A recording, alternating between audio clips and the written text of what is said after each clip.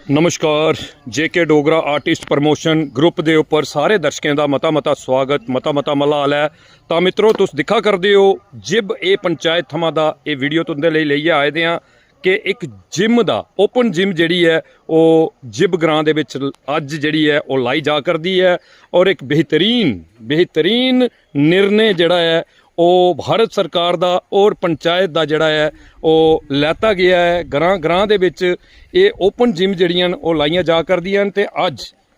जिब ए पंचायत दे सरपंच राकेश कुमार जी वो इस जिम की पूरे तरीके दे कन्ने निरीक्षण करिए लवा करदे और बेहतरीन तरीके दे कन्ने ये जिम जिहड़ी है वो नरसिंह देव मंदिर जिब दे विच लाई गई और एक बेहतरीन मौका जिहड़ा है ये सारे बजुर्गों के लिए बच्चों के लिए स्वास्थ्य की स्वस्थ रखने का एक बड़ा बेहतरीन मौका है। सारे जने इसका लाभ जिहड़ा है वो जरूर लेना चाहिए है क्योंकि स्वास्थ्य के लिए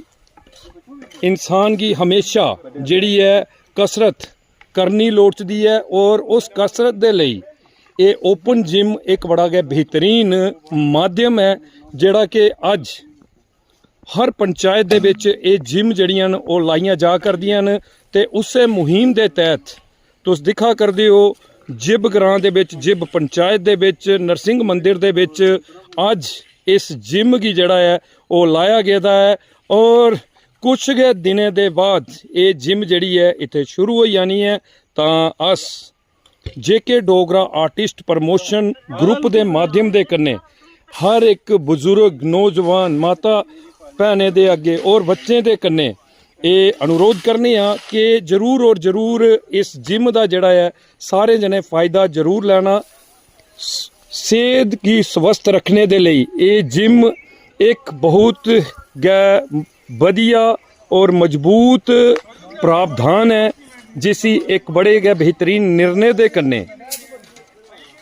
जिब ग्रां दे विच अज लाया गया है और तुस दिखा करदे हो बेहतरीन वीडियो